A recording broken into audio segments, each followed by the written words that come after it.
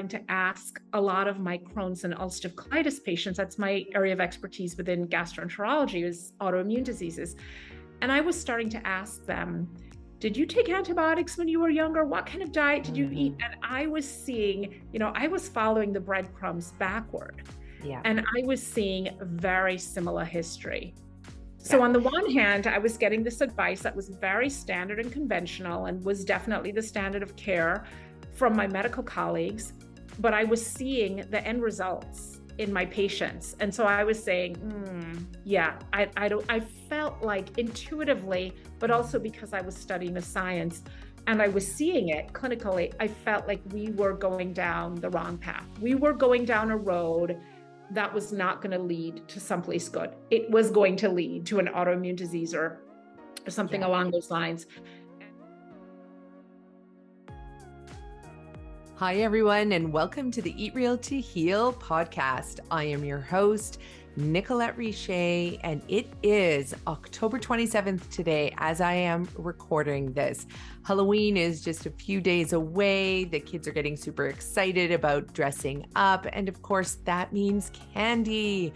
Lots of refined processed sugars and oils and salts and all those refined ingredients that really our kids' bodies do not need. But as a parent of 3 kids, I get it. I have teenagers. I'm sure they are stuffing and hiding candy everywhere in their backpacks and their bedrooms, and it's really hard to keep kids away from it. So just a few tips, words of advice. If you want them, you don't have to take them. Well, you know what? Have discussions with your kids. Tell your kids how much you love them and how much you just really want them to be around for a very long time. Instead of falling into the trap that I often fall into, which is, don't eat that and you shouldn't do this and and the shoulds start flying around at this time of year. Maybe just tell them why you want them to be healthy, everything that you love about them. Tell them that you want them to have strong bones and a really active mind. And of course, they're going to roll their eyes at you. That's what teenagers do. That's what kids do. But what you could do is just practice what you preach. So really put those healthy meals on the table. Maybe suggest that they eat their meals first before they reach their hands into the bags of candy, especially if you have little ones. Another thing that I would often do with my kids as well is we just had really firm boundaries. So we would go out trick-or-treating, we'd collect the candy, we did that.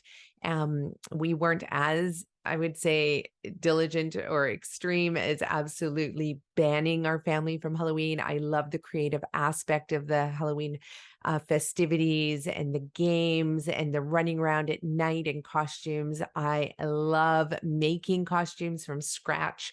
It's just that fulfills the creative side of myself. But with that comes having all the candy. So what we just said to the kids is, okay, listen, we'll go out, but when we come home, you can have 10% of your findings. You can choose whatever percentage that is, and then the rest we would give it away. And then with that, that usually what we found is the kids are really, really agreeable to that because we were very, very firm, but we would communicate with them. It's all about communication. And we would say to them that, these excessive amounts of refined processed sugars really is not good for your body. And we wanted them to be healthy and thriving. And then we would often check in with our kids and say, hey, listen, how are you feeling after you eat that candy? And what's been cool over the years is to see that the kids really do notice that the more refined products they eat, the less good they feel. And then our kids eventually started asking for things like, like, Mom, I really want a big salad. I'm really looking like I really want cooked greens, or I really want X, Y, and Z. But that comes with also helping your kids develop a palate, their taste buds for real food. So it's really hard when you haven't introduced whole foods into your kids' lives for them to have developed a palate for whole foods. So this is where, if you haven't done it already and you're just starting out and you've grown up, because your parents also might have, out of convenience or out of cost or just not knowing, or been bamboozled by the food marketing experts.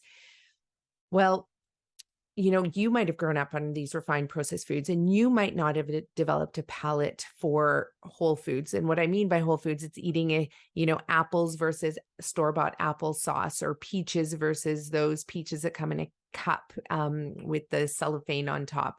So you need to develop a palate as well. And so it really does start with you, mom, dad, aunt, uncle, whoever you are that has, is taking care of the kids in the house. Develop that palate, that taste for real foods yourself. And then every day, just keep putting it on the table, put it on the table, put it on the table. And you know what? Sometimes the kids won't eat it. They won't be craving broccoli that day. They won't be craving steamed carrots or a carrot squash ginger soup or whatever it is. But you keep putting it on the table. And they say that if you do that 19 nights in a row, just make sure your table is full of real whole foods. You keep putting that there, the kid will eventually eat the food, and then they'll eventually crave it. And then they'll eventually be asking you for it. And then, like my 18-year-old now, my mom said, or she said to me, Mom, don't worry about it. The two younger girls, their palates will change, and they are going to be craving this over the refined foods that, if they can take their hard earned dollars from their part-time jobs and go and buy, whatever's on the shelf at the grocery store, like these kids will do it because that is, normal. Kids want to be eating the same foods that the other kids at school are eating. So it's hard to just simply say that, what, my kid's going to eat 100% organic, plant-based, whole food the whole time. In my world, that's been close to impossible, despite how much information my kids have. They've been at workshops, they've listened to me speak on stage, they've read my book, they listen to the podcast, they know these things, and still it is hard to get them eating that way all the time. Whereas now, like I said, my 18-year-old that's actually her preference. My 15-year-old, that's her default when she recognizes she hasn't fueled herself well. And now my 11-year-old, because she's an active competitive gymnast, she's noticed the difference in her body as well, from when she eats clean, real foods and when she doesn't. So it's a journey, and that journey requires sharing your vulnerability, sharing your love, sharing your dreams that you have with your children, and then also leading by example. Okay, so I just want to leave that with you now, my Halloween tips and tricks. Let me know if they work for you. Now, today's podcast is extra special because I started following Dr. Robynne Chutkan, I don't know, maybe when her first book came out, well over 15 years ago. And she is a gem. And when I say a gem, I'm talking about like the gem of all gems, whatever that means to you.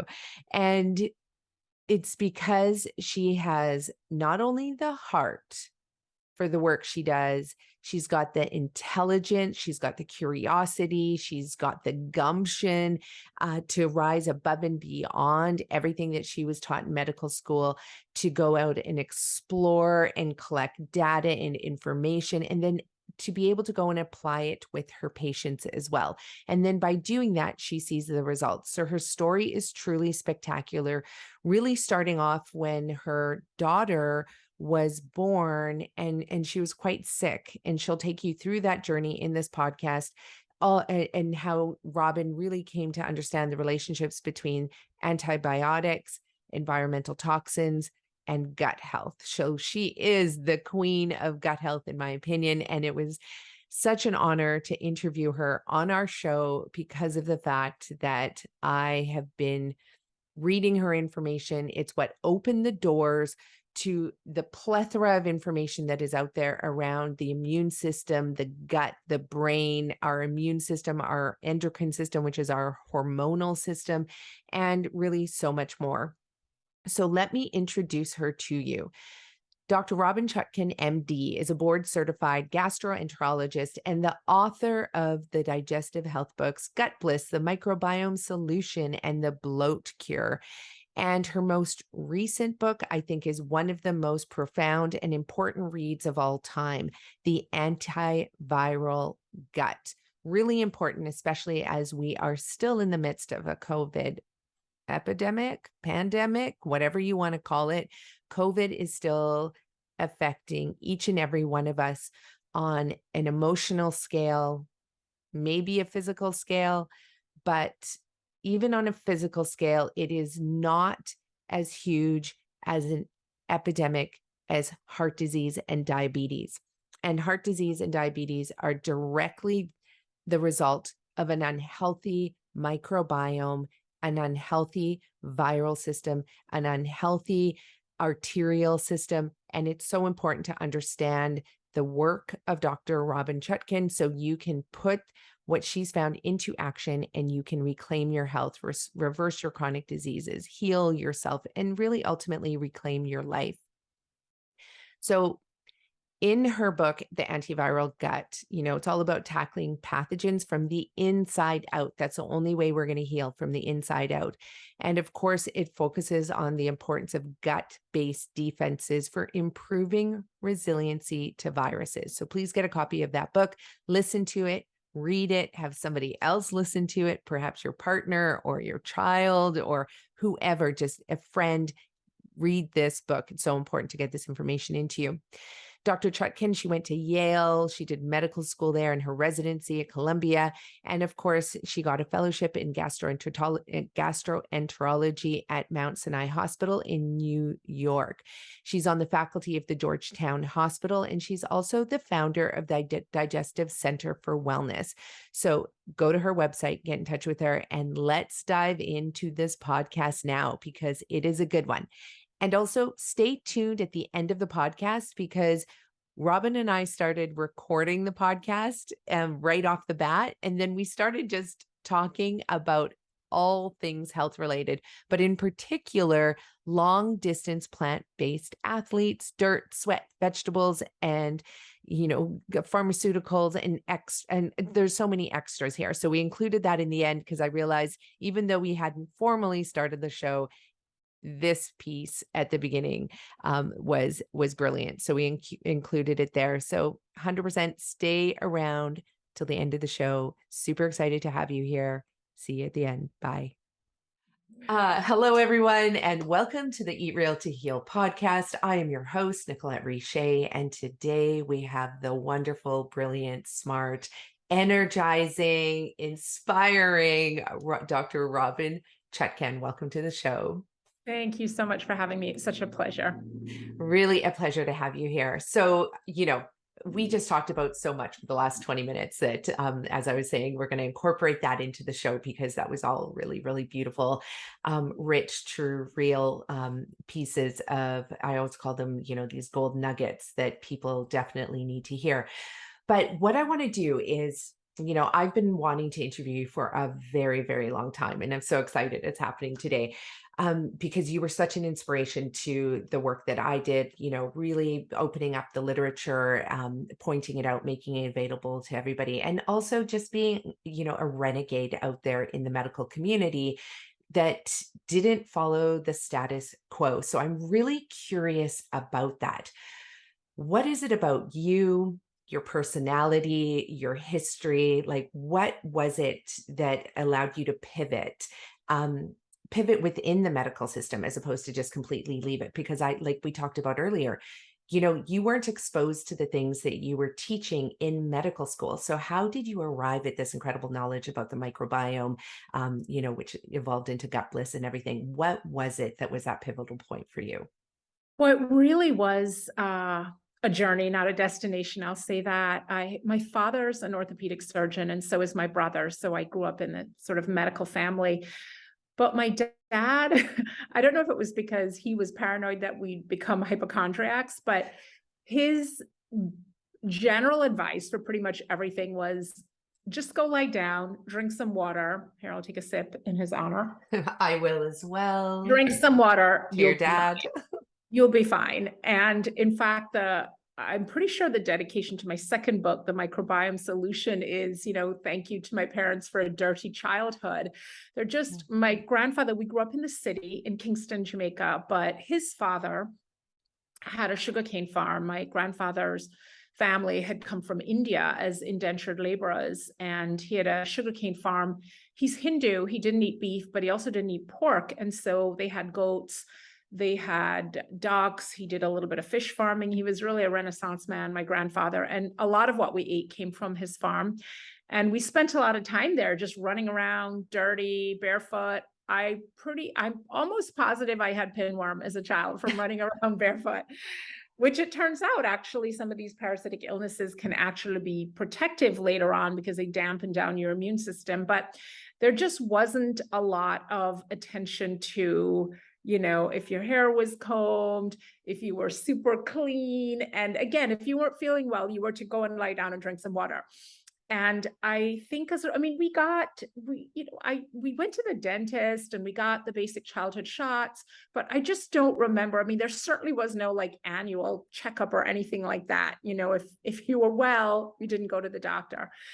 And I think that certainly had an influence on me. I will say I loved my training. I was at Columbia for 8 years from medical school, internship, residency. I was chief resident there for a year. And similarly, I had fantastic training at Mount Sinai Hospital in New York for my gastroenterology fellowship.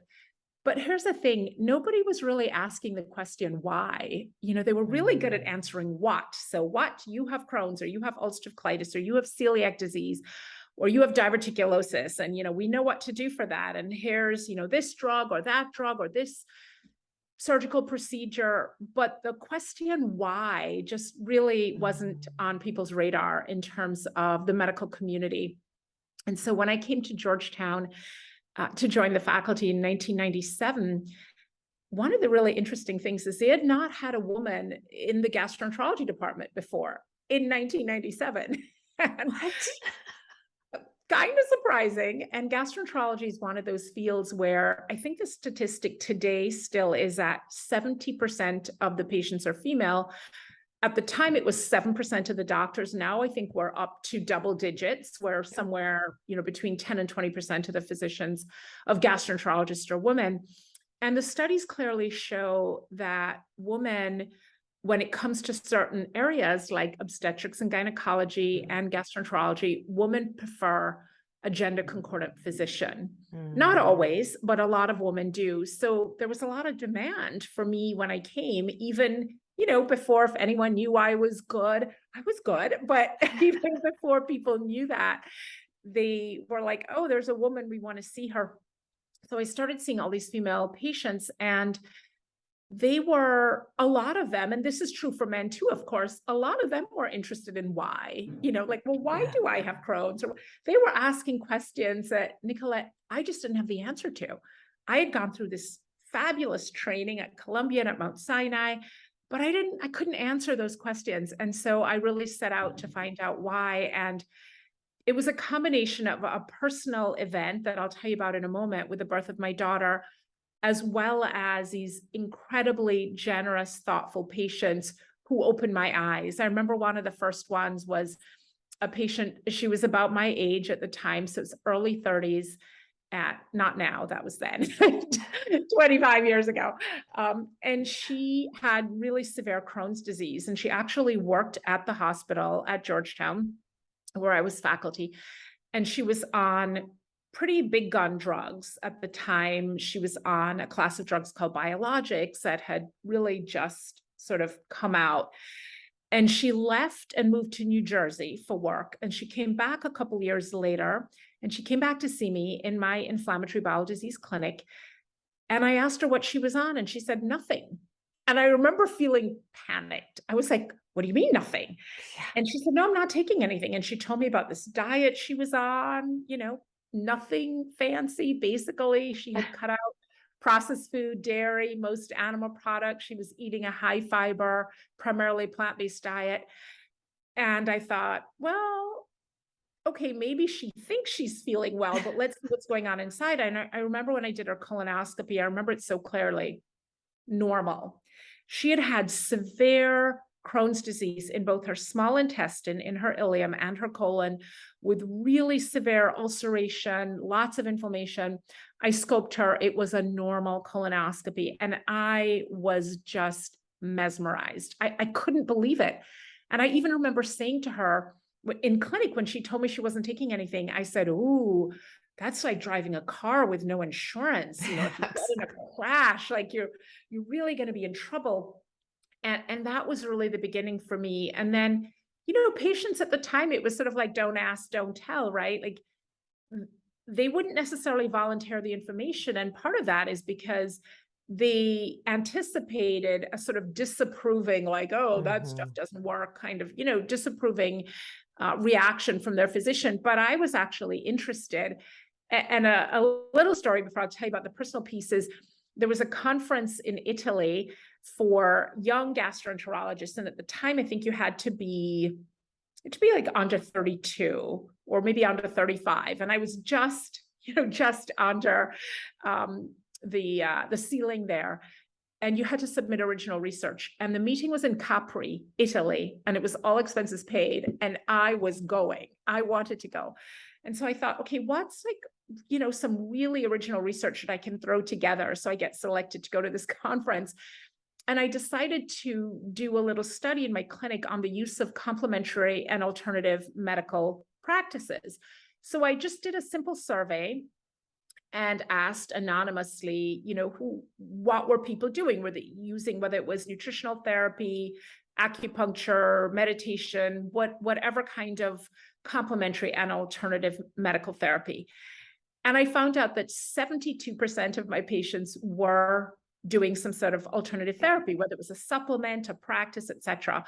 And again, most of them were doing it in conjunction with their regular conventional therapy, but they were not volunteering it. So it did get me to that conference. Wow. And it got me, you know, I asked a series of questions on the survey, and it really made me realize that this stuff was working for most people. You know, they weren't doing it to spend extra money or just because, they were doing it because it was having beneficial effects. So again, patients opened my eyes, but my own very personal experience came about almost 18 years ago when I was pregnant with my first and only child, our first and only child, my beloved Sydney. And I had a very uneventful pregnancy, other than the dreaded AMA that they write all over the chart if you're over 35, right? Advanced maternal age. Yeah. And I don't know, you're younger than I am, but maybe with your last one. In the US, if you're literally a day over 35, you get that stamped in big letters on your chart. And so very, very healthy, uneventful pregnancy. And when I actually went into labor, I had the flu. And so I had a fever. And so they gave me prophylactic antibiotics, even though it was a viral illness. I wasn't really sick, but they gave me antibiotics. Ended up with a C-section despite my best efforts. And because of my fever, they ended up giving our daughter heavy doses of intravenous antibiotics, again, just in case. And they put her in the NICU, in the neonatal ICU.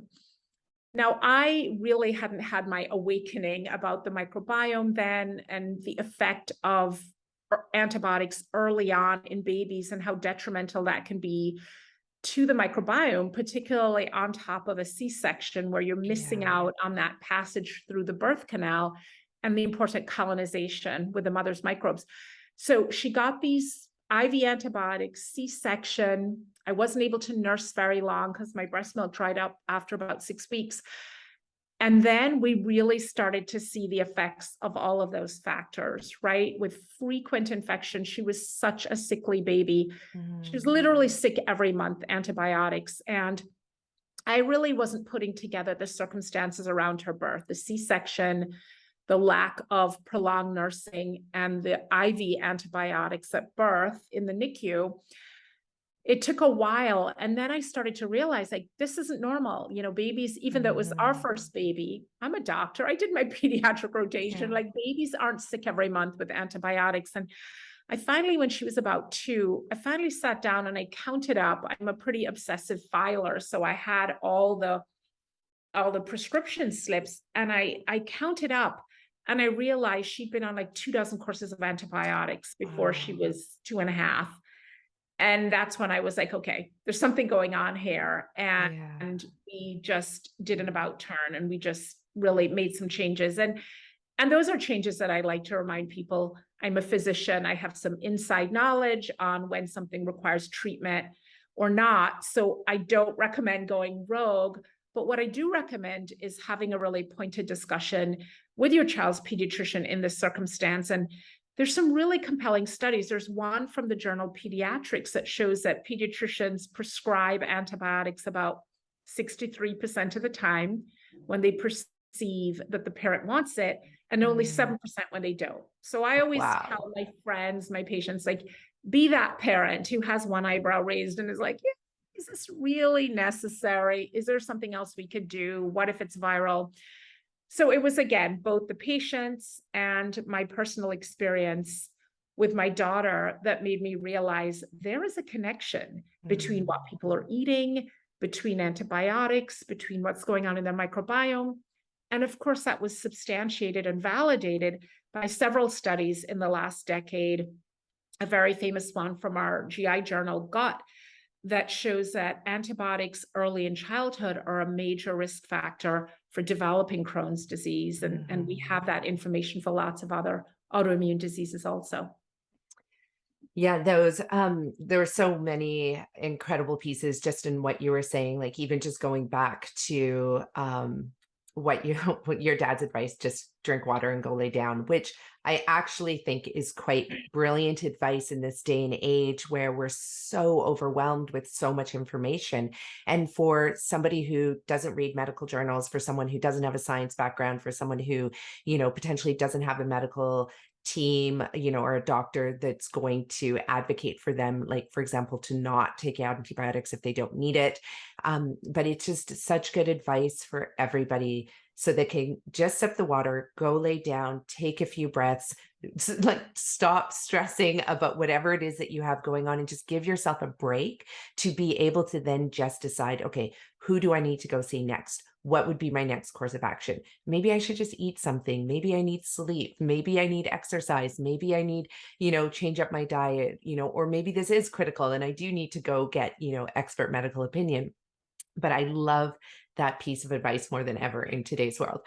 Now, one of the things that I'm really curious about. So if your daughter was on about 24 rounds of antibiotics and she's only 2 years old at this time, like you must have been were you getting a ton of advice from other doctors? Like what was happening in your world around that time? Were you like diving into the research at this point on gut health, or did you just intuitively know something had to switch? I'm just curious for you, you as a physician compared to a mother who doesn't have a science background, doesn't know what's happening. Sure. Well, I certainly was getting advice from doctors who I think are very well-meaning and amazing doctors, but were just really, I think, poorly informed and really not keeping up with the science in this particular area. So, for example, there's a wonderful allergist and immunologist in the area who is beloved by many parents for good reason. She's got a great bedside manner. She's very well-meaning. But when my daughter had fluid in her ears that wasn't going away from all the episodes of otitis media, most of which were probably viral, she recommended that we just put her on antibiotics until it goes away. And I was like, well, for how long? She's like, oh, I don't know. It could take 6 months. And at that point, what I was seeing was I was starting to ask a lot of my Crohn's and ulcerative colitis patients, that's my area of expertise within gastroenterology, is autoimmune diseases. And I was starting to ask them, did you take antibiotics when you were younger? What kind of diet did you eat? And I was seeing, I was following the breadcrumbs backward. Yeah. And I was seeing very similar history. So on the one hand, I was getting this advice that was very standard and conventional and was definitely the standard of care from my medical colleagues, but I was seeing the end results in my patients. And so I was saying, I felt like intuitively, but also because I was studying the science and I was seeing it clinically, I felt like we were going down the wrong path. We were going down a road that was not going to lead to someplace good. It was going to lead to an autoimmune disease or something along those lines. And like a lot of people, I have autoimmune diseases in my family, right? I have a family history. There's some genetic predisposition, but we know that for the majority of these diseases, the genes are just a suggestion. It's the environmental trigger. And that is primarily diet, antibiotics, acid blockers, steroids, plus, other infectious things you can be exposed to.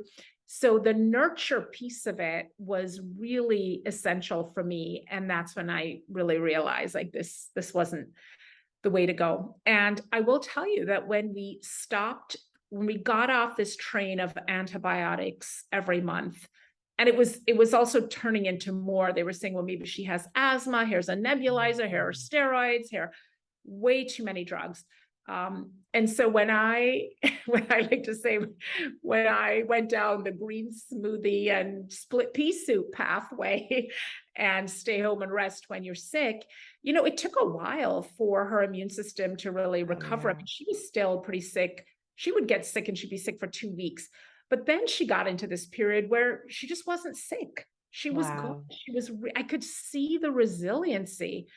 And it was incredible. And I see it with myself, when I'm not sleeping, when I was working on the manuscript for this latest book, The Antiviral Gut, which was really hard because I would wake up in the morning and they'd be like 7 new scientific articles that were like completely different and contradicting to the ones I'd read the previous month. So it was a lot to keep track of. Yes, and it's still evolving. I mean, one of the great things is my team at Penguin Random House at Avery, my imprint, said, why don't you do the citations as a link on your website? And it was brilliant because I can update them all the time. And it's one of the first things I do in the morning, somewhat obsessively, is I look at my feed of what's come through with the scientific articles, and there's still really brilliant stuff coming through. And so really the ability to present people with this book, but then also say, and here's this link so you can see, how this science is still evolving. Yeah, no, and that's a really good point that you bring up. I just finished writing a 44-page paper for just wrapping up my PhD, and I just did a quick look to see since 2018 how many studies been published on plant-based diet and reversal of chronic disease. 68,000 studies. 68,000. And I'm like, it's so hard to keep up. And I'm sure on the opposite side, there's probably 68,000 studies, saying, potentially contradicting, everything I've been reading. But at the same time, I mean, and like, I know you probably do this too, you dive into the research and you actually look at the study and you have to see how it was designed and who put it together and really to get at the heart of it, But there is one part that you mentioned that I think is really critical for parents who are listening to Robynne right now and thinking, okay, well, she's a doctor and, she was able to go rogue, let's say, and start bringing in the pea soup and all of that. But I think people need to start with believing that your environment affects your health. And that is one place that, so many of my clients, they say, okay, well, it's genetic. My parents were sick. My parents have Crohn's. My parents have mental health conditions, but we need to transition into knowing that chronic diseases are reversible. So like, Eric Adams, the mayor of New York City, what saved his life was him, instead of looking for the treatment of diabetes, he looked at how do you reverse diabetes? And that took him down a completely separate line of research. And then he found diet, eating lots of vegetables, healing your microbiome, et cetera. And then he believed his disease was reversible. That was the other part, is believing your environment. That's absolutely essential. And you can only really get to that place if people are supporting it, if the medical practitioners you're seeing are supporting that. And they may not be the ones who can give you the tools, but if they're saying, yes, this is possible, and maybe directing you to those resources. I also want to say, though, I'm a very proud physician. It's one of the things I'm very thankful for, that I am a physician. I'm proud of the work that I do. And I'm always telling people who come to see me who say, well, my doctor told me that, the food doesn't matter, blah, blah, blah. I'm like, do me a favor. Don't fire them unless they're an asshole. If they're just an asshole, then fire them. But don't fire them. I want you to bring them along because I was brought along. And my eyes were open. So what I want you to do is I want you to go back to them and I want you to tell them this, and I want you to show them this article, and really, because we have to change it from within. It's almost like the school system. If everybody just comes out of the public school system and starts their own school, we don't improve the public school system, right? So we need to change from within. And it's so important for those doctors who are practicing more conventional medicine to also understand, well, what else is there besides metformin for diabetes or Yeah. insulin, right? And what do the studies show? And so I really encourage people to have a dialogue with their doctor and to make sure that there's an exchange of information and to understand that they have a role in their medical care also, right? It doesn't have to be top down. It should really be A a dialogue partnership. and Yeah. an exchange. And if you can do that, and I'll tell you, it's happened a couple of times, especially with my Crohn's patients. I see a lot of people from out of town and I will usually say to them, look, if your gastroenterologist in Oregon doesn't know that you're coming to see me, I'm kind of uncomfortable with that. Yeah. I don't want this to be a hidden furtive thing. I'd like you to be comfortable. I can't force people, but I will say, like, I like to write a letter Yeah. and send a summary, and I feel badly if I can't do that. So I'd love you to let them know in as gracious a way as possible. I'm going to this other doctor just to see her for a second opinion. She has a slightly different orientation, and I'd love your opinion on what she recommends. And then I'll write a letter because I want to bring them into the conversation. And, they don't have to agree, but if they're willing to, and I will say to people, look, we're going to give this 3 months, right? If at the end of 3 months of hitting the dietary changes hard, you're not noticing any improvement, then maybe this isn't the right path for you. Maybe, the degree of inflammation is too severe and you need, more conventional drugs to get you to a better place. Maybe there's too much cellular damage, but let's give it a shot for 90 days and see. And so what I'll do is I'll ask them, let your doctor know this is a plan. We're working together. We're not, off hiding, doing this stuff. And it is amazing, when they are better. And then I'll often get a call from that doctor saying, oh, so what exactly are you doing? They're curious. And it doesn't mean they're going to change their practice. Like their practice may be, look, I prescribe biologics and steroids and 5 ASAs, and that's what I do. But I'll tell you, Nicolette, that the majority of my referrals come from other gastroenterologists. Well, it's the part that is really remarkable now too, is that there are so many more physicians that are diving into this. And one of the things that I do have to point out for people, because I used to teach my clients, fire your doctor, like fire your doctor if they're not going to work with you, fire your doctor if they're going to tell you that, eating that many vegetables is unhealthy. Because I've had, physicians tell my clients that, that's not going to be good for you. And so, if the person's not going to support them, or if they don't want to run the blood test for them, if they don't want to just, be an advocate for them and support them, and then, what, you do need to find somebody else who is going to do that. But at the same time, now I have been transitioning into, you have to go in there as a patient and go to your doctor and say, hey, listen, I'm willing to change my diet. I'm willing to move my body. I'm willing to drink more water. Like, tell them that you're willing to make the changes. And the reason I've started telling my clients that is because I have heard the physicians say, well, most people just want a pill. Yeah. And they don't know that there's a lot of people who are willing to do the work, but they also want the support of their physician. So it is a relationship. It's going to be a dance.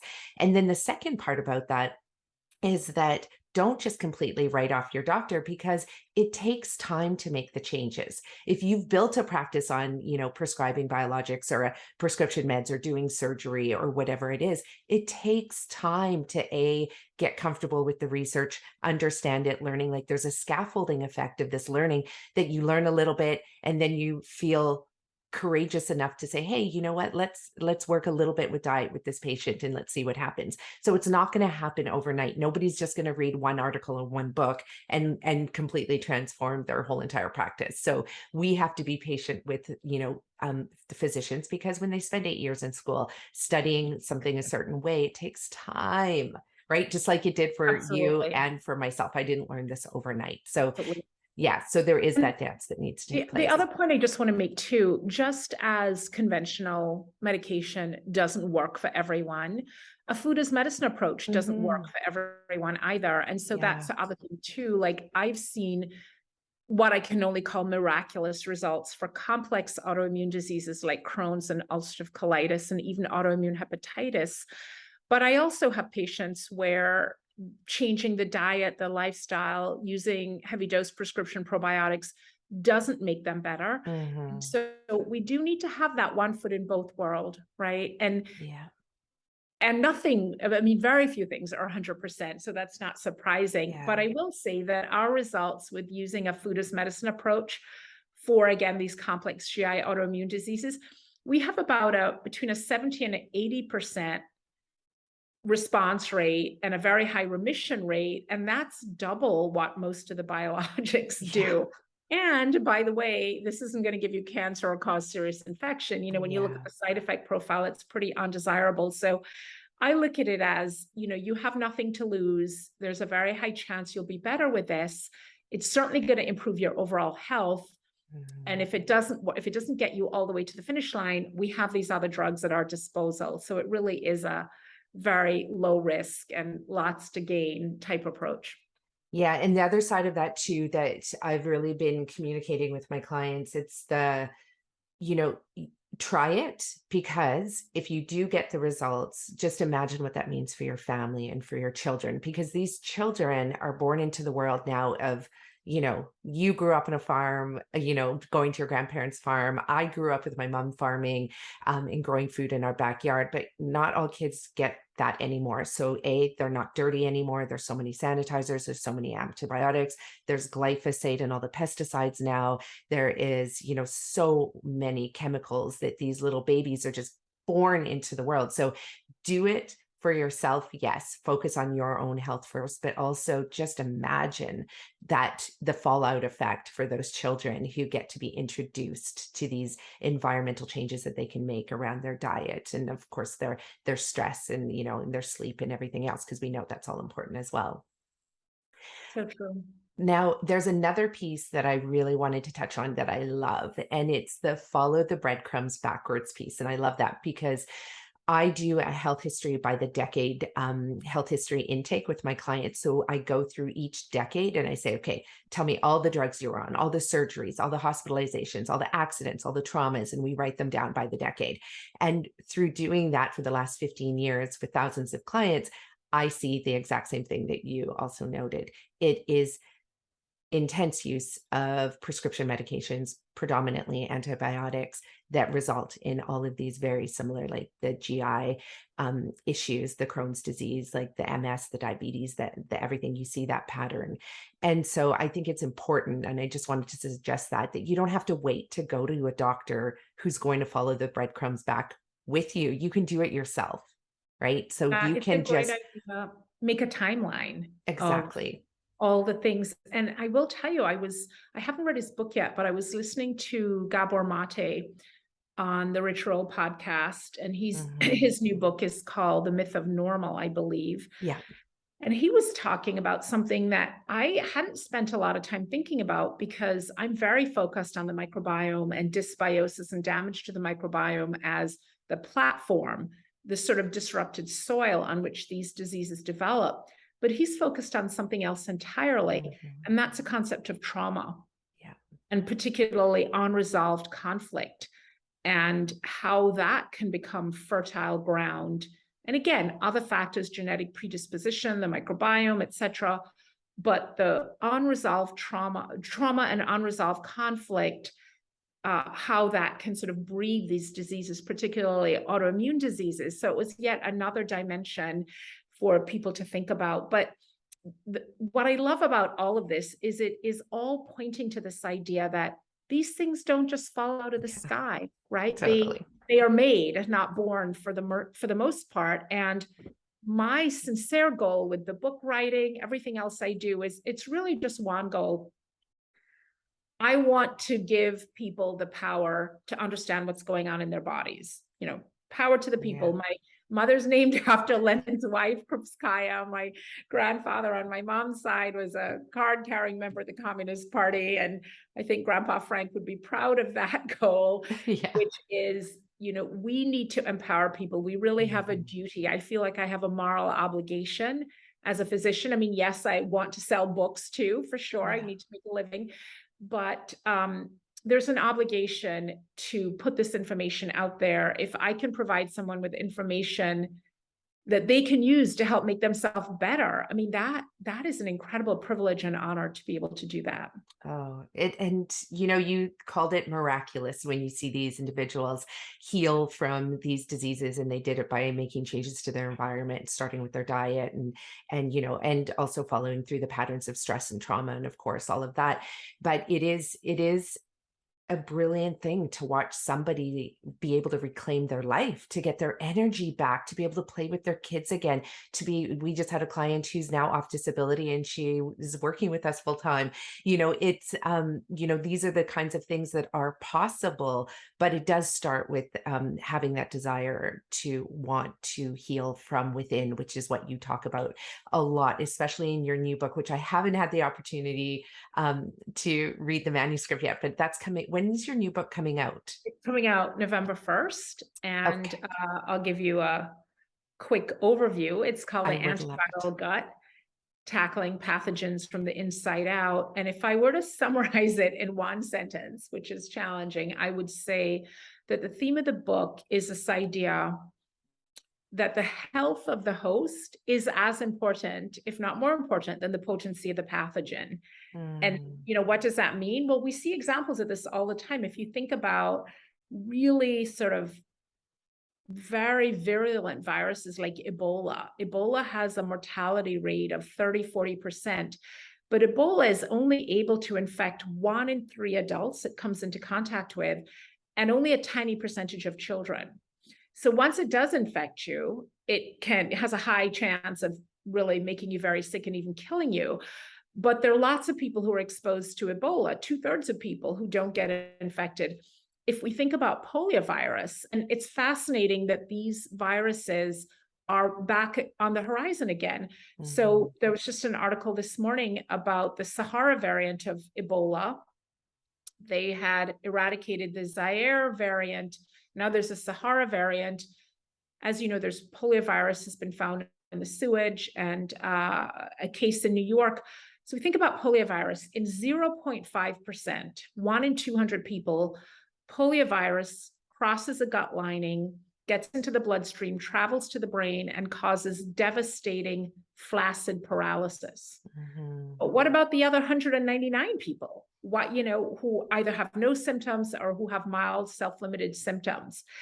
HIV, 10% of people are completely immune to HIV. No matter how many times they get exposed, they will never become infected. So what is it? What can we learn from these stories in terms of health hosts to make sure that we are as resilient as we can be to viruses? And I feel like this book goes very much hand in hand with public health awareness around vaccines and masks and Mhm. social distancing, et cetera. So it's not either or, right? But Yeah. there's a lot that you can do to be a healthier host. There's understanding that stomach acid, in addition to being an integral part of digestion, it denatures viral protein. And so when something like SARS-CoV-2 gets into your body through your mouth, which is a common portal of entry, if you have intact stomach acid, that is going to denature the viral protein and kill the virus. But Mm, if you're taking an acid blocker, you are 2 to 4 times more likely to get COVID because of that lack of stomach acid. It's understanding how mucus works to trap and expel viruses out of our body. Even something like fever, poliovirus replicates 250 times faster at normal body temperature versus when we have a fever. So when you have mm. a fever, that's your body working hard to protect you, to halt viral replication. And that's when most people, run for the Tylenol or the Motrin or Yeah. whatever it is. So we have to really understand these innate host defenses. Our gut lining, that one cell thick lining that is really the only barrier between you and the outside world that you're swallowing every day, that's getting into your gut lumen, right? And of course, your trillions of microbes, your sort of battalion of soldiers in your gut that are actively involved in slaying viruses, in competing for their receptors, in putting out substances that kill them, in triggering the immune system, when to react and how aggressively to react. So all of this stuff is happening in the gut. And again, I just felt compelled. I'm like, gosh, people don't know this and they need to Mm, know this. So it was a tough book to write because the science was changing so much and it was a yeah. completely novel virus.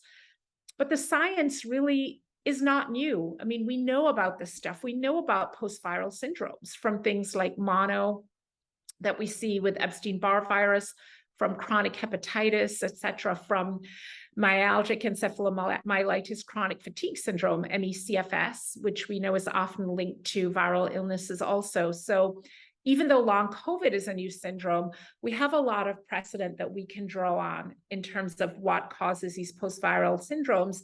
And even more importantly, how can we address them? How can we make people better and help them heal? Yeah, this is such an important book, in this day and age, especially after what we've just gone through for the last 2.5 years, 3 years, and with, people understanding now.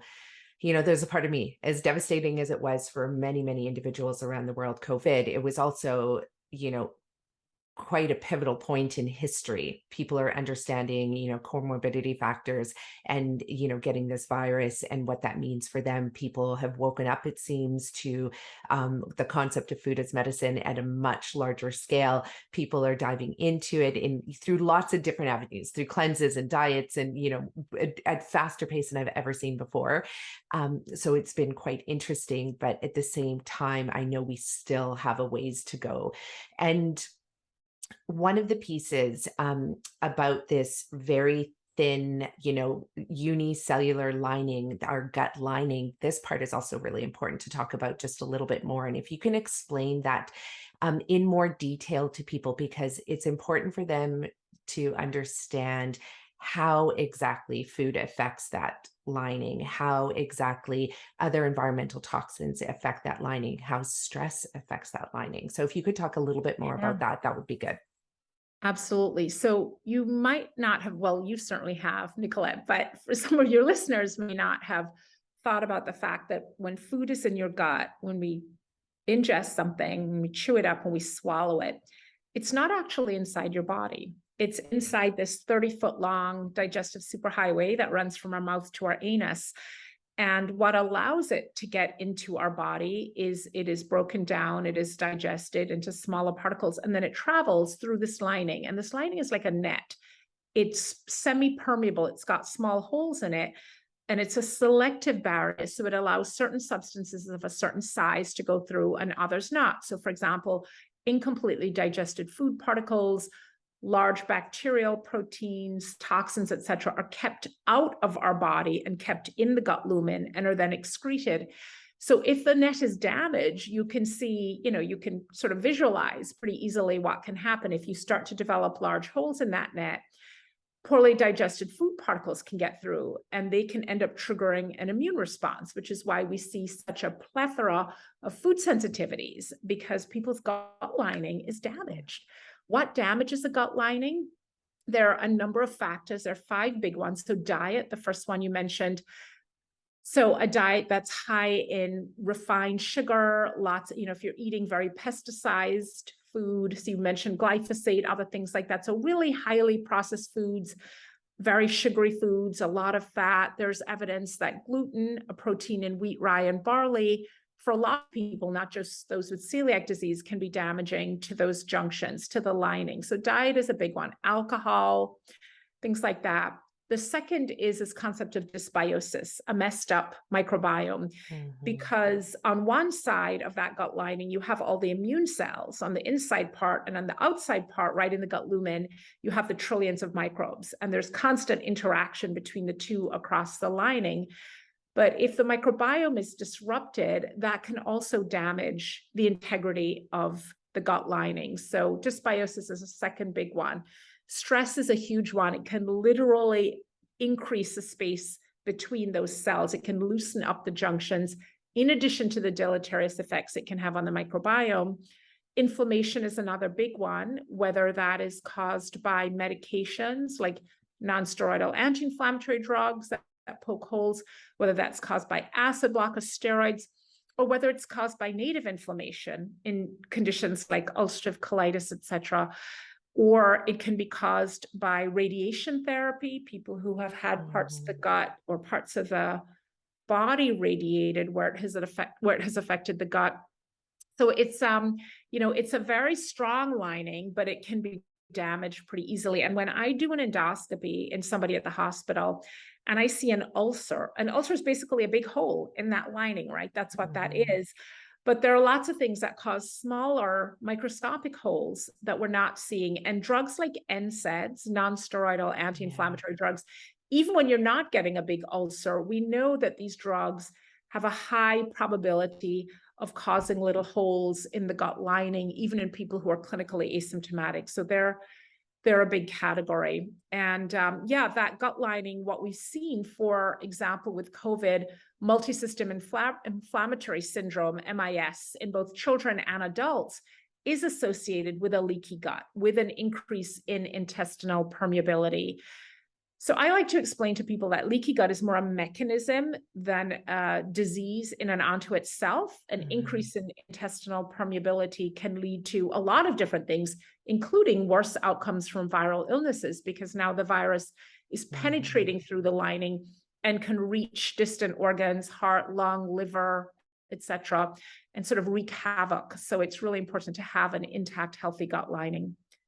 And of course, I would be negligent to not mention that one of the most important foods to feed the enterocytes and colonocytes, the digestive system cells that really are responsible for maintaining that lining, are something called short-chain fatty acids. And they are metabolites of bacteria. Bacteria eat fiber. They ferment the fiber and they produce short-chain fatty acids. And high levels of short-chain fatty acids are associated with a healthier microbiome and a healthier gut lining. So one of the most important foods, it's not just don't eat glyphosate and, lots of refined sugar. It's that you must eat a lot of healthy plant fiber if you're trying to maintain a healthy gut lining. That's probably one of the most important things. Yeah, no, that was a really, really good explanation of that. And it's the part that I cannot stress enough to people, because we are in the world now where so many different labels for so many different diets, whether you're vegan or plant-based whole food. But at the end of the day, it's the food marketers that are confusing the heck out of people. So they're creating all of these refined plant-based whole food vegan products, but it's still a lot of refined foods. And a lot of the nutrients are taken out. It has to be supplemented with, vitamins and nutrients to even be able to call it food. But at the end of the day, people, it's like, eat the carrot, eat the rice, eat the potato, eat the squash, eat the banana, eat the apple. It's you cannot go wrong when you just, take these single food ingredients, mix them into whatever you want to make them, but it's got to be the whole food with that whole fiber. Two points I want to make about that. One is, I'm sure you saw the recent study showing the link between ultra-processed foods and colon cancer in men. And there've been lots of studies that have shown colon cancer, not just in men. And, what people have asked, well, what's the association? It's exactly as you said. A lot of the nutrients are taken out and lots of things are put in. So things like emulsifiers that we know are damaging to the gut lining and to the gut microbes. If we look at artificial sweeteners, non-nutritive sweeteners, we know that they're very disruptive to the gut microbiome, and they can actually turn more sort of harmless and sometimes even helpful bacteria into pathogens. So not only are these foods nutriently and microbially poor, but they have chemicals in them that are damaging.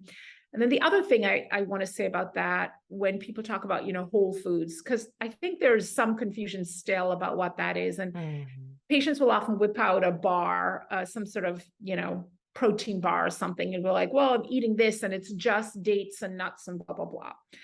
So the way I like to explain it is, if the food made a stop in the factory on its way to you, hold off.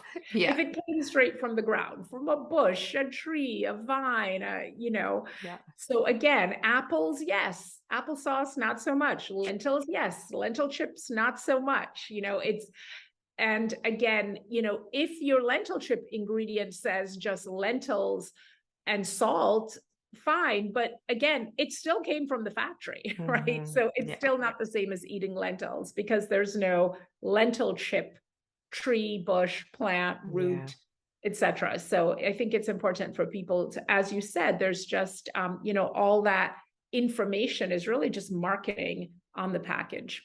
Yeah, and going back to, all the books that you've produced, with the Microbiome Solution, the Bloat Cure, the Antiviral Gut, Gutbliss, it's also about the cleanliness of our food. When when it's manufactured in a factory, in a plant, it's too clean for our system. We're not being exposed to this beautiful diversity of bacteria that is going to be present on the foods that we're getting from the farm, like the potatoes that still have a little bit of the dirt on it. Sure, you're going to clean it underwater, but we don't have to be sanitizing our food, and which is basically what happens when it's produced in a box, in a Yeah. package, in a plant. Yeah, So that's the other place we get our microbes from after birth, and our mother, particularly for those of us who were fortunate enough to be born vaginally rather than via C-section. But the second place is the soil microbes. So I'm very suspicious when I go to the supermarket and I see the carrots are all, 4.7 inches long, uniform orange color, there's no dirt. I'm sort of yeah, like, where's the dirt? yeah, I love seeing the gnarly, funky looking carrots with the little, fingers growing out of them totally. that are all dirty and they all look different. So it's really important to consider what is the microbial richness of your food. And even if it's organic, if it's grown in an industrial factory, which a lot of the organic food Yeah. is, or even worse, if it's an organic cookie that's just processed ingredients. I often note that I will put stuff out just to sort of play around and see what the ants eat. Yeah. There's lots of stuff ants won't eat because it's just not food. It's too many chemicals and they don't eat it. So that's another test too, if you're curious, is to see what the ants are eating.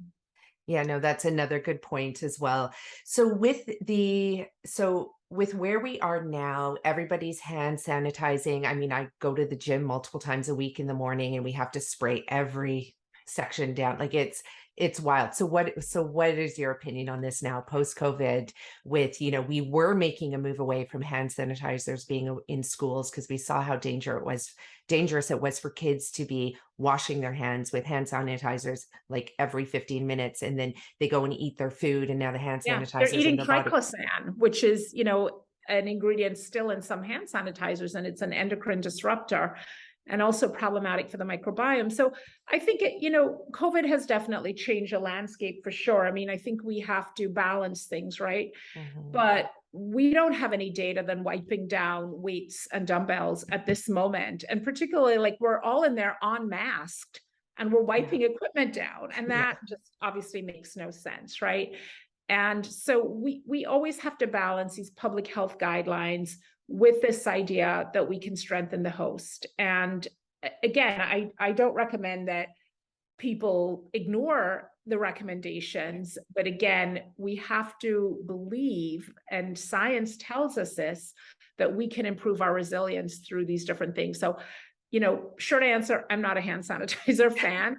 And when I do use it, as I did, early on in the pandemic, when I couldn't, washing your hands with just a regular soap, not an antibacterial soap, because of course it's a virus you're trying to kill, just regular soap, warm water, getting in the crevices and washing your hands for about as long as it takes to sing one verse of Happy Birthday dislodges viral particles, is much more effective than hand sanitizer. But, we're not always traveling with our sink and our warm water and soap. And so, early on, I think we were certainly in a different state, but I've got some great recommendations on my blog, which you can find at either gutbliss.com or robynchutkan.com, ROBYNNECHUTKAN. And we've got some great recipes there for really simple hand sanitizers, household cleansers that you can make that are not disruptive to your microbiome. And the second book, The Microbiome Solution, has all kinds of chapters for stuff for hair and skin, hand sanitizers, cleansers, etc., that are not disruptive to your microbiome. And just like we look at what's in our food, we need to look at what's in these products for sure. Yeah, definitely. I can sit here and chat with you all day, and we did spend about half an hour getting together and chatting at the beginning. I just want to let people know. So, what are some other things that they can find in your book, The Antiviral Gut? Yeah. So the first part is divided into how it works, and the first chapter is, I think, one of the most comprehensive. It's called the gut immune connection, and it explains again this hand and glove relationship between the gut and the immune system. And again, 70 to 80% of your immune cells are actually physically located in your gut along that lining. So it explains that interaction, I think, in terms that are very easy to understand, and why the gut has such an influence on the immune system. So that's the first chapter. And then I talk about some additional defenses like stomach acid and mucus and fever. I talk about additional vulnerabilities like sleep and stress and exercise and weight. And I also talk, there's a whole chapter on leaky gut, and dysbiosis is another big chapter, this alteration in the sort of balance of the microbiome. So that's the first part of the book, how it's supposed to work. And then the second part of the book is called What Goes Wrong. And that then explains, how the diet can affect this, how acid blockers can affect it, how a leaky gut can affect it, et cetera. And then the third part of the book, which is probably the longest section, is the antiviral gut plan, strengthening from within. And that's broken up into a number of different chapters. So for example, the first chapter is building up the body, and that describes food and drink, etc. The second part of that is mastering the mind, and it talks about how we can reduce our response to stress, how we can really fine-tune our stress response to make sure that we're triggering our parasympathetic system, not our sympathetic system, so we can induce a calmer state in our immune system, which translates a calmer state mentally, which translates into a more balanced immune response. So that's mastering the mind. And then there's a whole section on the environment, talking about things like the open air factor, which is defined as a germicidal constituent in open air that can kill viruses and harmful bacteria. And a lot of that data we know from the Spanish flu epidemic 100 years ago. We saw very different recovery rates for people who were recovering outside versus those who were in the hospital. So we talk about how we can really take advantage of things like the open air factor and Shinrin Yoku, forest bathing, and taking advantage of those amazing soil microbes to help us build more resiliency. And then there's a whole chapter again on sleep. I divide that up into environment, ritual, supplements, diet, etc. Like, what do you need to do to get a good night's sleep? Because it turns out that sleep deprivation is one of the biggest factors for susceptibility. There's one study that showed a 76% increase in likelihood of becoming ill after a virus in people who are sleep deprived. And you can actually decrease your likelihood of infection by 12% for each hour of extra sleep you get. Wow. So, when you read that chapter, you realize it's not an accident that when you're stressed and not sleeping, you tend to get sick. You understand that whole connection. So there's some very actionable things to do for that in terms of how to get to sleep, et cetera. And then there's some amazing recipes. I've worked with the same person, my recipe developer, Elise Muselis, for all the books. And I have really clear criteria for the recipes. They have to be simple and they have to taste really good. And in this book, out of, I think 50 or 60 recipes are all plant-based except for 2. I believe there's a soup in there where there's some chicken that's optional, and there's a fish recipe. So they're plant-based and they're gluten-free, they're dairy-free, etc. But they're simple, few ingredients, really easy. So I make all the recipes myself. I don't like to spend a lot of time in the kitchen. I don't like to have to go shopping for a bunch of, esoteric ingredients. So I have a really low bar for like simple, easy, delicious. Well, a high bar for delicious. Yes. But can't be complicated. I don't consider myself a chef, even though I like to cook. So the recipes in there are really fantastic. So yeah, the antiviral gut. That is amazing. And when's it coming out? It's coming out on November 1st. November 1st. Okay. So everybody's going to have to get a copy of that. We are going to sell your book at our restaurant. We sell lots of books through our restaurants. Wonderful. Yeah. So we'll have it there, and we'll probably do a workshop at our cafe as well, based on it, all the different things that we love to do out of the green mustache. I do want to mention, Nicolette, sorry to interrupt you, but it is available now for pre-order on Amazon, Book Billion, Indie Books, wherever books are sold. We also have a couple great pre-order bonus incentives, including a fantastic sort of ebook that is a food guide, meal plan, additional recipes, and that's available on the websites. And we have more pre-order incentives coming up leading up to the pub date, including an antiviral gut course with lots of different practitioners and myself. So you don't have to wait till November 1st to get it. You can go ahead and order now.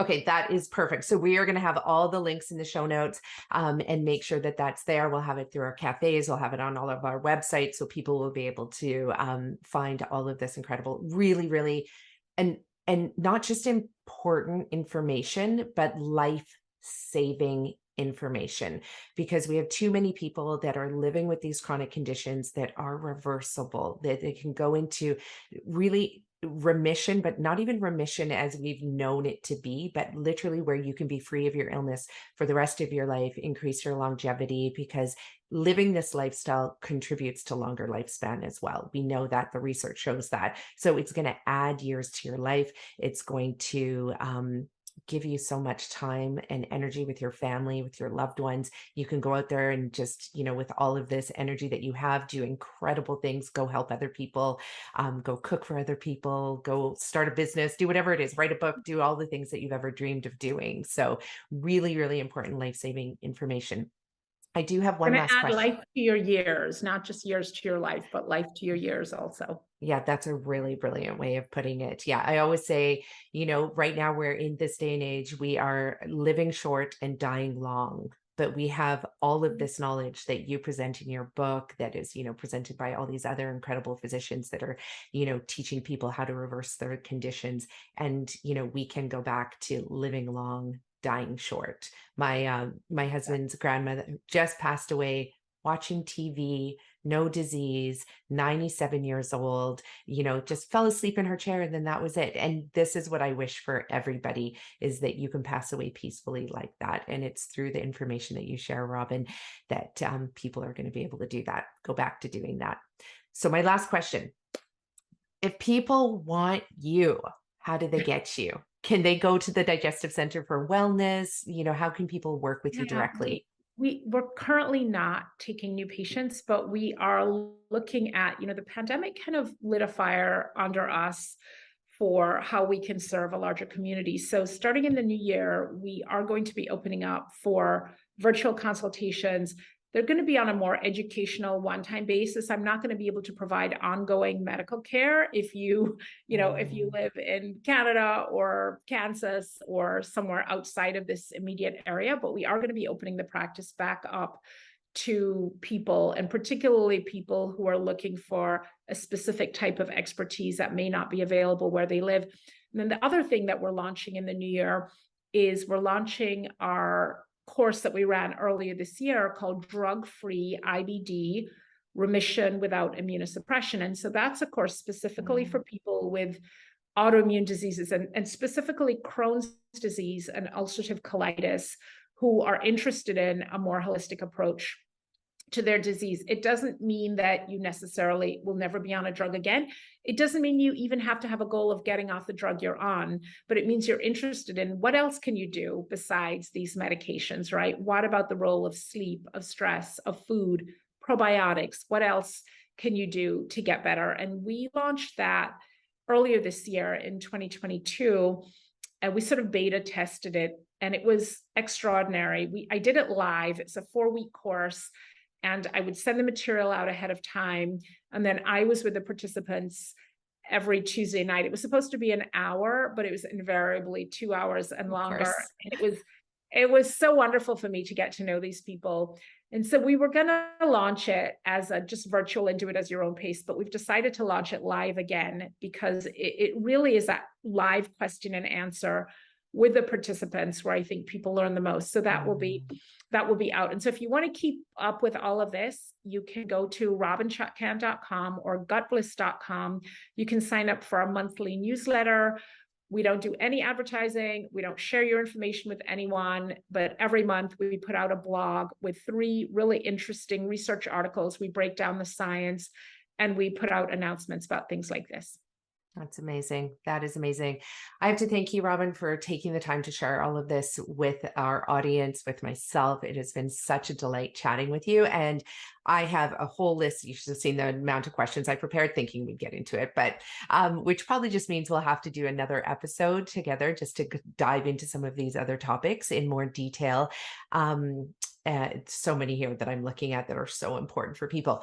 But in the meantime, they can go to your website, sign up for your courses. It's going to be really, really important. So I just want to thank you for the work that you are doing in the world, for putting yourself out there like that. I know it takes time to write those books, to publish those studies, and to go beyond just seeing people in 7.5 hour, 7.5 minute, patient interview sessions. So you are extraordinary at what you are doing. And I just want to thank you on behalf of our Eat Real to Heal community for everything you do. Well, right back at you. I love the work that you're doing, between the restaurants, the courses, the nonprofit work, and of course the educational work. So thank you so much for sharing that.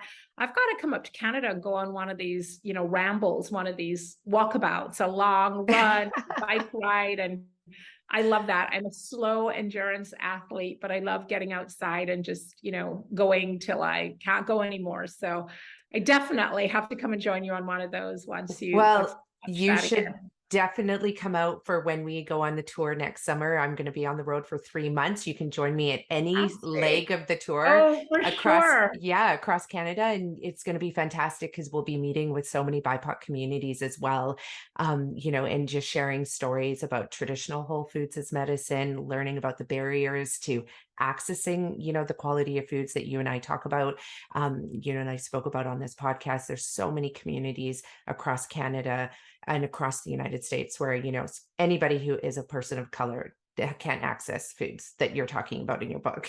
And so we need to break down those barriers, and we need to find a way that, people can get foods and it doesn't have to cost $90 for a pound of cherries or, $10 for a banana in some of these communities. So if you come and join me, it'll just enrich the conversations that we are having out there. And you can be part of our documentary, The Food of Our Ancestors, that we'll be making. And so that'll be wonderful. I'd love it.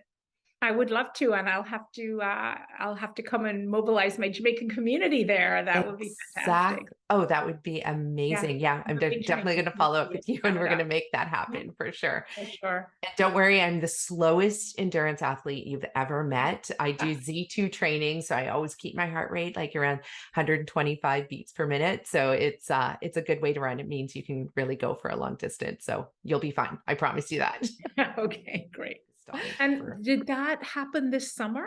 Has that happened, or is that happening? So it was supposed to be, so it was 3 years now. It's been postponed because of COVID. So last year, because I'm meeting with BIPOC communities and mostly Indigenous communities across Canada, it wasn't safe to travel. And because it's part of my PhD research, the university wouldn't allow any students to do research in person with participants. So then I ended up just doing the BC tour. So I just went across the province and back. So that was about 3,400 kilometers. And so that was good. That was a prep for what the whole entire cross Canada thing is going to be. And how do you decide how much, sorry, I'm trying to avoid the light here. How do you decide what you're running, what you're biking? How is that split up? So last year I was doing 21K a day running, and then 80K a day biking. And then it actually was too much because I thought I was ready for it, but it was a lot. And I ended up getting I'd never had blisters and never had shin splints. And on day 5, I got blisters and shin splints. So next year, what I'm going to do, and of course, I'm my coach is why are you doing that amount? And I'm I don't know, that just feels good. And so next year, I think I'm just going to do 10K a day running and 90K biking, and try and stick to the 100K a day.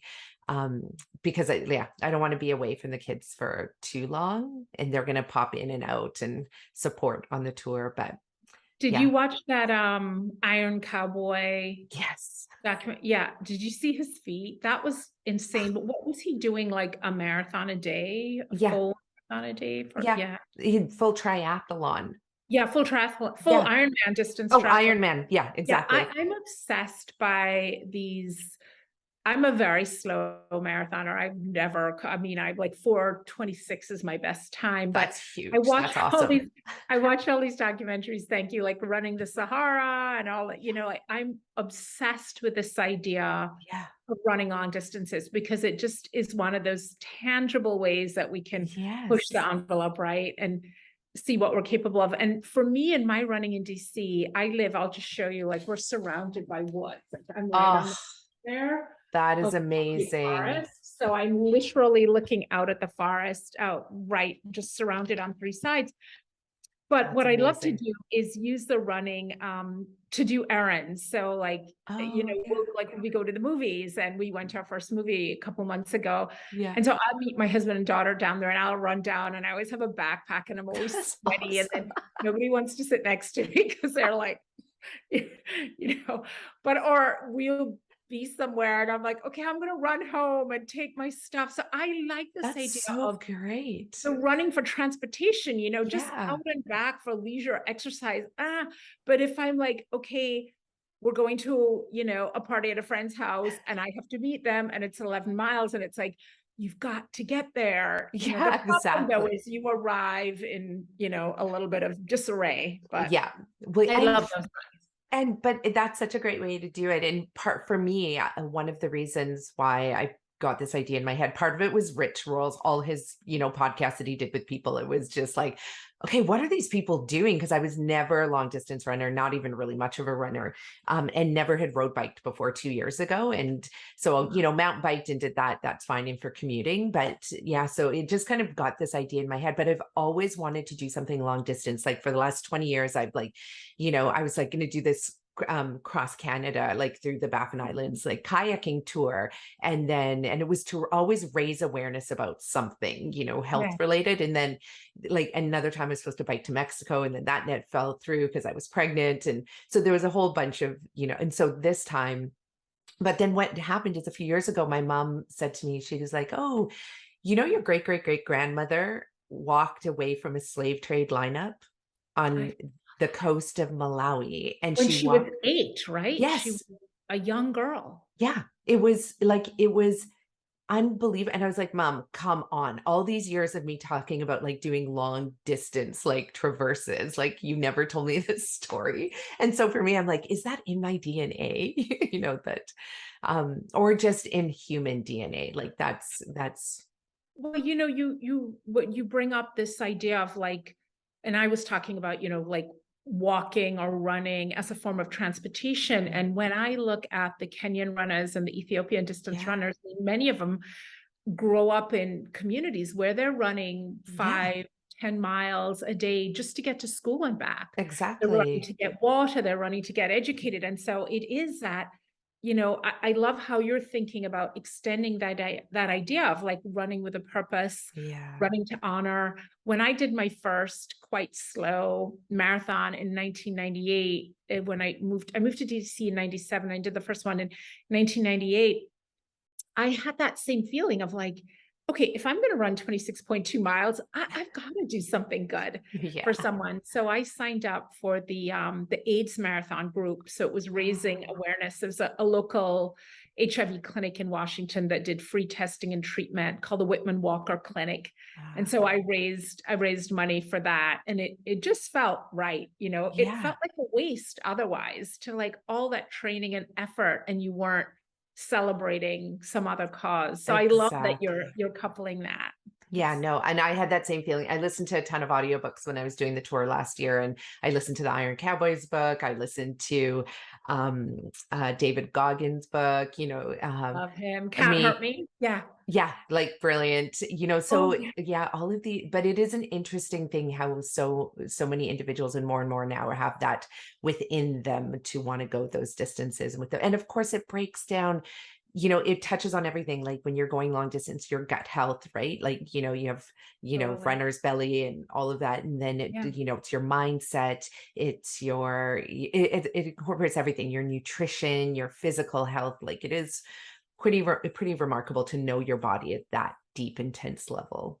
And when I've looked at some of the like you, I stay up late watching these videos on YouTube and these documentaries. And And for some of these folks, you see like doing the really long runs, like the 100 plus, what they're eating. And I'm Oh, yeah. thinking, how is your body even able to manage? Like, I they're eating know. just cheeseburgers or like a whole pepperoni pizza or just things Yeah. that I just think even under the best circumstances, I'm not sure how I would feel. So, Yeah. this idea that like it's just fuel and it doesn't matter versus I think some of the plant-based endurance athletes, Yeah. like Rich and Scott Urich and these guys, and Totally. um, they are really powered by, I mean, I don't think I've met a plant-based endurance athlete who hasn't, all the folks in Game Changers who Totally. haven't said like, this fuel is so much more efficient for me. So much more. And the recovery is so phenomenal because I did look at, David Goggins, I looked at Iron Cowboy, I looked at these guys and that I was really fascinated about what they were eating. And then of course following up to see like, did you really do well? But they had a ton of injuries. Like, and I mean, they're also doing, so is it related to diet? But like if they were doing it plant-based, even though I know Iron Cowboy tried and he said he couldn't do it, but I mean, you actually, you really can in a lot of ways, and maybe supplement with a few things.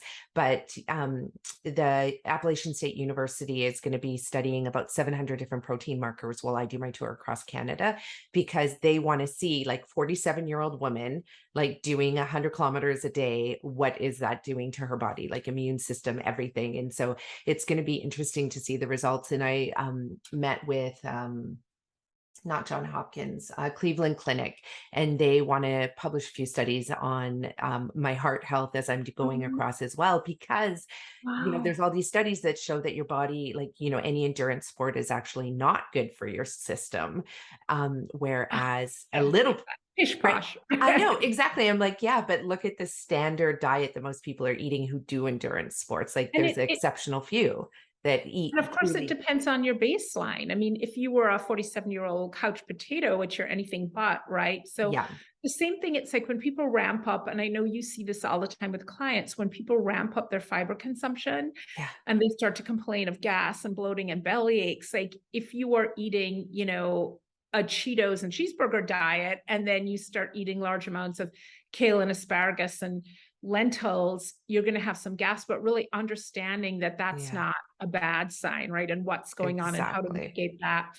So I think the same thing. I think the pendulum in a lot of the a lot of the literature about the effect of endurance exercise and going long distances on the body, the idea that it causes an increase in cortisol and secretion of Mhm. other stress hormones is really changing, because what they found for so many people, it's the opposite. It's a stress reliever and it actually Exactly. balances those hormones. So Yeah, no. it's amazing. You're going to be like a human guinea pig, if you will, for science and for medicine. So thank you for doing that. Yeah, no, I'm really excited by it as well, just to see. I mean, at the end of the day, I love the anecdotal evidence, it's like those stories of disease reversal. And I mean, we can't, to publish a study costs millions of dollars, to have true clinical trials. So, we have to take those anecdotal stories, and then hopefully it just feeds the next researcher to want to actually do better research. So it's a start, right? I'm an N of one in this case um, for collecting the data. I wish some of the other athletes, because Rich has had a lot of amazing athletes that have done unbelievable things, and it would have been like, I would have loved to hook them all up and understand what's going on Did you internally. did you listen to one of his recent ones on Mike Fremont, the Oh no, centenarian? no. Oh, that is hands down my favorite. So Mike Fremont, I believe is from Ohio. He's 101 this year. And he became plant-based at age 69 after being diagnosed with metastatic colon cancer. Oh So wow. that was what, 32 years ago, the metastatic stage 4 colon cancer. Wow. And he holds all kinds of records, the marathon, etc. He used to run 10 miles every other day in this park near his home. I believe he's cut that down to 5, but he's also an avid and a champion canoeer, paddler. And Wow. the thing I love about the episode, I don't know him personally, but I feel like Yeah. I do, and I'd love to Yeah. meet him. the thing that I love is that he really, I think more than anybody I can think of who I've encountered recently, embodies this idea. I always say dirt, sweat, vegetables. So Yeah. he's doing dirt, sweat, vegetables, but also purpose. So he has this little Right. group of other elderly folks, and I think they call themselves the EPA, the Elderly Paddlers Association. And it's like a little think tank, and they're trying to solve important issues around Wow. climate change and other things. And I just love that this 101-year-old man is actively engaged in trying to solve some of these problems in the Yeah. world. It was just, it's so inspiring. And I think, That is I think when you amazing. meet people, I always think the proof is in the pudding, and I tell people, like, when you go to see your doctor and they're not talking about food and they're giving you a bunch of pills, when you really look at them, like, do they look healthy? Do they look Mm, vibrant? Do you kind of yeah. feel like I want some of what they're having?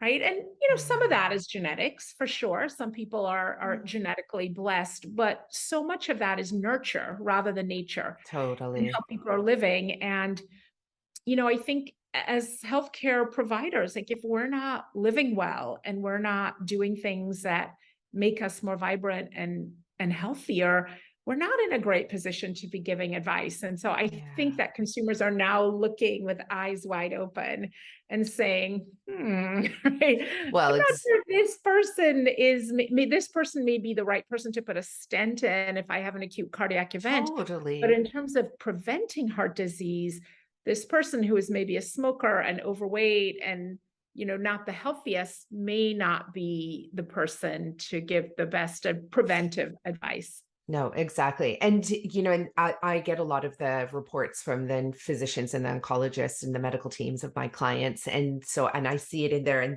they will write, your diet has nothing to do with your disease. Yeah. Like they will actually in 2022 still write that in their file. And you talk about Mike Fremont, and that's the thing is, I started all of this because my friend's dad reversed his stage 4 cancer that had metastasized, and he was 72 at the time. And this Mike reminds me of Bill because Bill was 60, no, 72, and he switched to fully plant-based whole food diet, reversed his cancer, lived another 22 years. And in that Wow. time, he grew one of the fastest growing real estate companies, Exit Realty. Then he also became a pilot. He also started this old timers not paragliding, like skydiving group. So it's like these people, they are all over 75 and they all do these formations in the sky. So it just goes to show you, like, you have an entire lifetime ahead of you, which, Mike Fremont in this think tank, they literally could find, you know, They could. you know, l- Absolutely. like, the solution to so many things that we need, like whether it's with regards to climate change or whatever, like we have so much goodness within every year of our life. And it's, yeah. And then we have, individuals that are still saying that diet has nothing to do with disease. It's, The thing I can understand is that I could see, I finished medical school, gosh, 1991, 30 years ago, 31 years ago. uh, And I could see then, but we have so much evidence. I mean, yeah, every day I was just looking at an article from our local newspaper, the Washington Post, about the microbiome and food. I was reading another recent article in my alumni journal from Columbia Medical School in the Columbia Alumni Journal this morning, talking about the increase in seasonal allergies and how it's right. related to climate change and what's going on in our body. So, the evidence is irrefutable, I but know. yet, I mean, I think that some of it is that the pharmaceutical industry has such a tight hold on the medical industry, Yeah. just, not just a close relationship, but they fund a lot of the research, they're involved in a Mhm. lot of the medical education, and they're able to really direct the message. And while again, I'm all in favor of pharmaceuticals, but Yeah. also an advocate for more judicious use. So I think that is part of the problem there. I know for all the medical societies, I was on the board of one in the GI world. When we are arranging those plenary sessions, when we're looking at who's going to speak at our national conferences, everybody is on the take. I mean, that is Mhm. really what it is Yeah. when you look at, where the funding is coming from. So you're getting thousands, maybe hundreds of thousands of dollars, maybe millions of dollars Oh, yeah. from a pharmaceutical company, your messaging is going to be affected by that. And throwing up a disclosure slide that says I'm funded by, and listing Oh, 15 companies doesn't resolve that conflict. no. That's just a disclosure. So Yeah. again, you see this situation where the key opinion leaders in medicine are all funded, or the vast majority of them are heavily funded by the pharmaceutical industry, and it really influences the message you're sending out, and then that's trickling down to everyone else. So No, it's a problem. yeah, we see that. And then you see the influence in the food industry because those food lobbies have so much money as well, and they influence so many decisions. But the other side that I've really seen through educating physicians, and when they learn about this and then they apply the therapy that I teach, they heal themselves, and what I've seen with them happen is peer pressure. And so what happens is they go out and start telling their peers that, look what happened. I don't have psoriasis anymore. I changed my diet. I'm fully plant-based. And they all of a sudden are ostracized by the people that they were in practice with for like 30 years, who are Yes. now thinking literally, again, in 2022, calling them a quack for eating, plant-based whole foods, and they will not look at the literature. Like they just refuse to. And so then I see these physicians not want to be as outspoken, and they pull back a little bit. So they'll do it for themselves, they'll do it for their family, but they're not like, for example, which is, we should start this. This is the show right now, everybody. But We're officially starting. yes. We've been chatting for, 35 minutes, but oh my gosh, I can just see starting. Becky. She's the one who does all our editing and puts all the shows together. And she's like, I could just tell she's going to be laughing when she sees this. And there we have it, folks. Wasn't that an amazing show? Thank you so much for being here. Thank you to Becky for editing our podcast and getting it live and into your ears so you can listen to it or watch it on YouTube. Thanks so much for listening to all our shows. And you know what to do. Please share these episodes with your friends, your family, your loved ones, because our show, I know it contains so much valuable information that is truly life-saving. It's all about learning, then applying your learning and putting it into action. And if you are someone who is listening and you're a healthcare practitioner, a dietitian, a nutritionist, a therapist, anybody who is working with clients or students or patients, perhaps you're a yoga instructor and you have access to 40 students a class, or 10 students a class. I know that 60% of those clients and patients are battling a chronic degenerative disease, and they want to reverse their condition. And they're sick of being bounced around from supplement to diet to, nutritional protocol that doesn't get them results. So if that is the case, you need to sign up. You don't need to, but I encourage you to sign up for our nutrition and detox training program. You can go to our website, link is below, and get access to our info session. We call it a mini course. It's a 2-part video that you definitely want to watch to learn about how the work we do is so vastly different from what all the other fad diet trends are. And you'll get to learn how to reverse chronic diseases so you can support your clients and your students and your family members in reversing their chronic illnesses for good. So we have now automated this course. So it's part automated, but part live. So you're going to get weekly group coaching for life so you can continue to support your patients and your clients in the reversal of their chronic diseases. So watch the mini course info session below in the link, and then please sign up for the program. It's a 6-month program. The first 3 months is we dive heavy into the art and science of reversing chronic diseases using metabolic nutrition and detoxification. And the last 3 months of our course is all about launching and scaling your business. So we have been a 7-figure business for 10 years in a row. We scaled from 5 figures to 6 figures to 7 figures, all in the health space. And we did that all in 1 year. And so I've taken my knowledge over the last 15 years of being an entrepreneur with 7 businesses, helping many, many entrepreneurs scale into the millions And I take all of that information and I give it to you in this 3-month program. So even if you just signed up and only did the last 3 months of the program, this would be an amazing course for you, no matter what your business is. But of course, we want to teach you how to reverse chronic diseases so we can build an army of healers that are going to put an end to this chronic disease epidemic that is on us. So thanks for listening, everyone. Stay tuned for our next podcast on the Eat Real to Heal show, and have an amazing, healthy, vibrant day. Bye-bye.